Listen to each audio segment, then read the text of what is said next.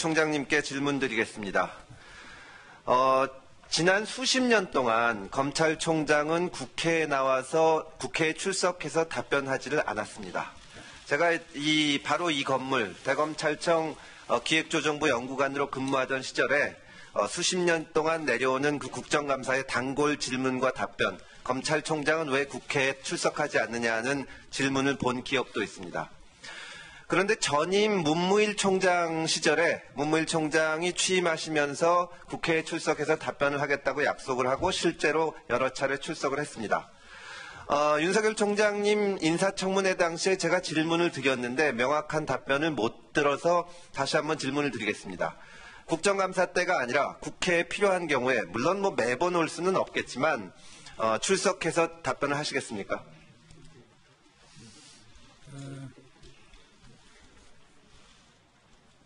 이 부분은 의원님 지금 부여된 시간이 좀 짧으셔가지고 법무부 장관과 검찰총장을 분리해서 운영하고 있는 그런 사법제도, 그런 법제 하에서 의회의 검찰총장이 법무부 장관이나 다른 정부위원처럼 국무위원이나 정부위원처럼 가는지 제가 볼 때는 그런 사례가 좀 적은 것 같고요. 미국 같은 경우에는 법무장관과 검찰총장의 동일인이 있기 때문에 검찰총장 겸 법무장관이 의회에 출석하는 것으로 알고 있고, 일본 같은 경우는 분리가 되어 있기 때문에 안 나가는 것으로 알고 있는데, 아마 그 문무일 총장, 전임 문 총장께서는 사법개혁특별위원회나 법사위 쪽에 그런 그 제도 문제와 관련한 의견 개진을 위해서 출석할 용의가 있다고 말씀하신 게 아닌가 싶습니다. 그 문제에 대해서는 제가 지금 이 자리에서 제 생각을 답변 드리는 것보다 여러 가지 좀 제도들을 더 살펴보고 저희가 필요하면 하여튼 합당한 그런 결과를 좀 한번 도출해 보도록 하겠습니다. 이 자리에서 그 문제에 대해서 제가 확답을 하라고 말씀드리지는 않겠습니다. 근데 이제 지금 말씀하신 거는 결국 수사의 중립성, 정치적 중립성을 위해서 총장이 국회에 출석하는 것은 적절치 않다는 건데요. 문무일 총장이 국회에 출석했다고 해서 국회에 출석한 것 때문에 검찰의 정치적 중립성이 더 문제가 됐다고 말하는 사람은 없습니다. 지금 국회가 단순히 입법부가 아니라 국민의 대표로서 전 부처에 대해서 질문을 하고 국민들이 궁금해하는 것을 묻는 겁니다. 다만 관례상 대법원장 또 헌법재판소장 이런 분들은 국회에 나오지를 않고 있는 겁니다. 저는 검찰이 항상 국민과 가까이 가겠다, 소통하겠다는 얘기를 하는데 이런 모습도 상당히 권위적인 거라고 생각을 합니다. 나오셔서 만약에 진행 중인 수사나 이런 데 대한 질문이 있다면 답변을 할 수 없다고 말씀하시면 됩니다. 저는 좀 더 적극적으로 검토해 주시기를 부탁을 드리겠습니다. 다음 질문하겠습니다. 한겨레 신문에서 얼마 전에 검찰총장님께서 윤중천 씨와 알고 있다 이런 식의 기사가 나왔습니다. 먼저 제 의견을 말씀드리면 이 기사는 대단히 잘못된 기사라고 생각을 합니다. 첫 번째로는 그 기사의 제목을 쓰면서 마치 김학의 성접대 재수사 과정에서 이게 나왔다고 해가지고 총장께서 어떤 부당한 접대를 받은 것과 같은 인상을 독자로 하여금 갖게 했고, 또 두 번째로는 나중에 후속 보도가 나온 것을 보면 그 한겨레 보도 자체에 의하더라도 그 윤중천 씨한테 검찰총장을 그 당시 검사이던 검찰총장을 소개했다는 임모 씨에 대해서 검사가 조사를 했고, 또 그 사람이 자기가 어떤 경위로든지 검사를 윤중천 씨한테 소개한 적이 없다는 진술을 했다는 것까지 나와 있습니다. 그럼에도 불구하고 한겨레에서 문제를 삼는 것은 윤석열 검사에 대해서 특정해서 묻지 않았다, 이래서 덮었다는 걸로 지금 문제를 삼고 있는데, 저는 대단히 잘못된 오해를 불러일으킬 수 있는 기사라고 생각을 합니다. 여기까지 제 판단을 말씀드리고 나서 제가 총장님한테 이 얘기를 하는 것은 총장님께서 이 사건을 고소하셨기 때문입니다. 범죄 피해를 당했다고 생각하는 사람이 고소를 하는 것은 시민으로서의 당연한 권리이기 때문에 제가 검찰총장직을 가진 분이라고 해서 고소를 하라 마라라고 할 수는 없습니다. 다만 이런 말씀을 드리고 싶습니다. 제가 초임검사 시절에 저는 동부에서 초임을 했는데요.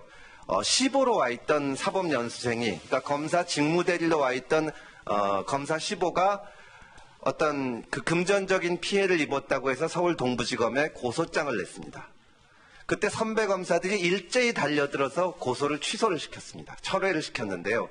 그때 한 명의 검사도 이견이 없이 검사는 고소하는 게 아니다. 자기가 검사로 있으면서 그 검찰청에 고소를 하면은 어떻게 되겠냐고 했고, 그때 그 사법연 선생도 그런 논리에 납득을 해서 고소를 취소했습니다. 저는 그 검찰총장께서 이 문제를 언론에 대해서 문제를 삼는 취지도 충분히 알겠고, 또 끝까지 하시겠다고 하면 그걸 말릴 권리가 누구에게도 없다고 생각을 합니다. 그러나 지난번, 지금은 퇴임하셨지만 법무장관을 지내시던 조국 전 장관께서도 민정수석 시절에 본인을 비난한 네티즌을 명예훼손으로 고소를 했습니다. 지금은 검찰의 총책임자인, 검찰의 최고 지위에 있는 검찰총장도 다시, 물론 일반 네티즌과 다르지만 다른 언론기관이지만 고소를 합니다. 저는 이런 일이 생기면 이제 일반 시민들이 계속 무슨 문제가 생길 때마다 고소를 하는 문화가 많아질 거라고 생각을 합니다. 제 경우를 한번 말씀을 드리겠습니다. 좀 보여주세요. 다음 거. 저도 얼마 전서부터 그 인터넷에 조국 장관에 대해서 비판적인 발언을 하는 것이 윤중천한테 접대를 받았기 때문이다. 여기 총장님하고 같이 이름이 올라갑니다. 이런 게 돌아다니면 저도 화가 나고 저희 가족들도 정말 마음이 아파합니다. 그렇지만 저는 고소를 하지는 않겠습니다.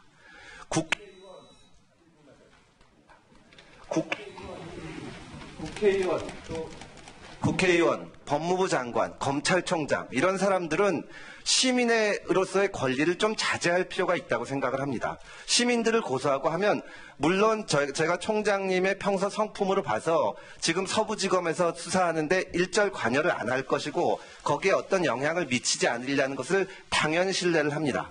그러나 검찰총장이 고소인이 된 사건이 있는 것 자체가 과연 적절한지, 물론 폭력적인 범죄라든가 그야말로 본래적 의미의 범죄라면 모르지만 명예훼손으로 고소하는 것이 과연 적절한지, 제가 이 질문에 대해서도 총장님께 답변을 달라고 하지는 않겠지만 좀 더 깊이 생각해 주시기를 당부를 드리겠습니다. 저도 지금까지 살면서 누구를 고소해 본 적이 단 한 번도 없습니다. 그리고 의원님 못지않게 저도 인터넷이라든가 이런 유튜브 이런 데로부터 정말 어마무시한 공격을 많이 받았습니다만 한 번도 고소를 한 적이 없습니다.